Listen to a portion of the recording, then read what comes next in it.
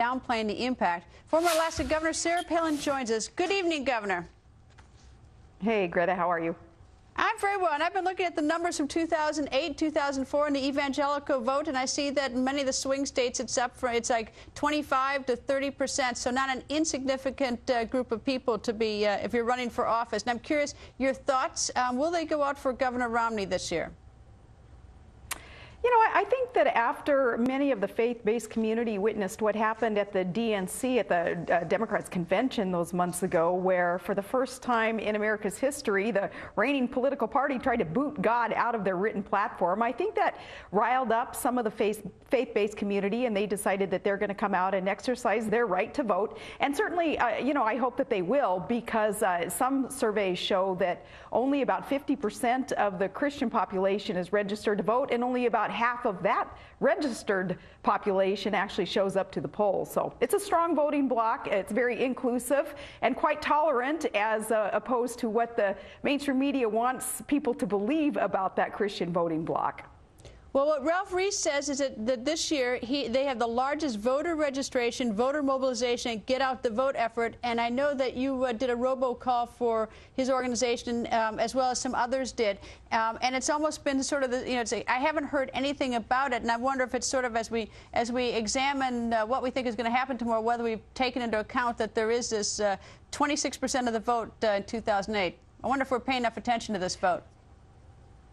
I think, again, that the mainstream media would really like to ignore, in more ways than one, that voting bloc, the faith-based community, those who are offended by President Obama's exercising of kind of this diminished religious freedom that we so appreciate here in America, that Barack Obama has kind of put a wet blanket over some of that when you consider what Obamacare is all about and the mandates in there that violate someone's religious conscience. I think that the mainstream media just maybe wants to pretend that that voting bloc isn't there, and that's why they don't cover it that much. They also, the mainstream media wants people to believe that that voting bloc of evangelicals is just a bunch of white voters in, who are bitterly clinging to their God and their Constitution, when really, if you consider the different demographics represented in the evangelical voting bloc, say in Central Florida, the voting bloc of evangelicals is made up of Hispanics, and in Virginia, the Asian population is the growing evangelical voting bloc. So again, quite diverse and quite tolerant, but quite willing to stand strong on principles, on what our Charters of Liberty talked about in respect to God being the center of our nation and our laws, and wanting to exercise that right to vote, to express that opinion. You mentioned Hispanics. Your party has not been very successful in courting the Hispanic vote historically, and I don't know how much attention has been paid this year. We'll see after the numbers roll in tomorrow. But I'm curious, has the Republican Party not paid enough attention to the Hispanics, and are the Hispanics, do they not find a place in the Republican Party?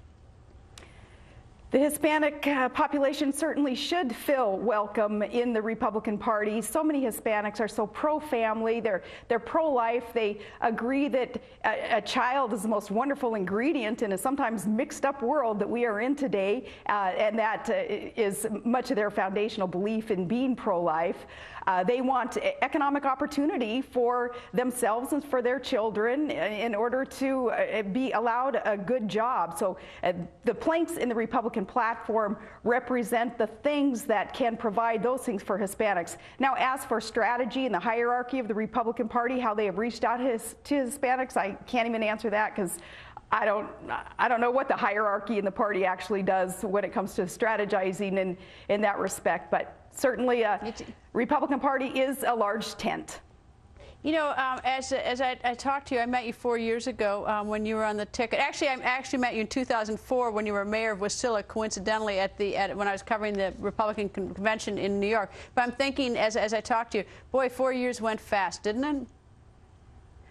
It went by very quickly. You know, it's amazing to be here on election eve and still haven't really had a chance to take a deep breath and think about everything that's happened in these 4 years. But, you know, our country certainly has moved forward in as many ways that aren't necessarily good for the country. But tomorrow we have a chance to take it back and put America back on the right track. Greta, real quickly, when it comes to the evangelicals, too, you know, I think they have the same values and principles when it comes to voting and what's important to them in that ballot booth, but perhaps they take quite seriously that teaching in the Old Testament, specifically in 2 Chronicles 7:14, where it says, the Almighty says, if my people who are called by my name will humble themselves and pray and will turn from ways that are wrong, then the Almighty will come in and solve problems and heal the land. And I think that realization in that verse really has inspired a lot of evangelicals this go around to get out there and vote tomorrow.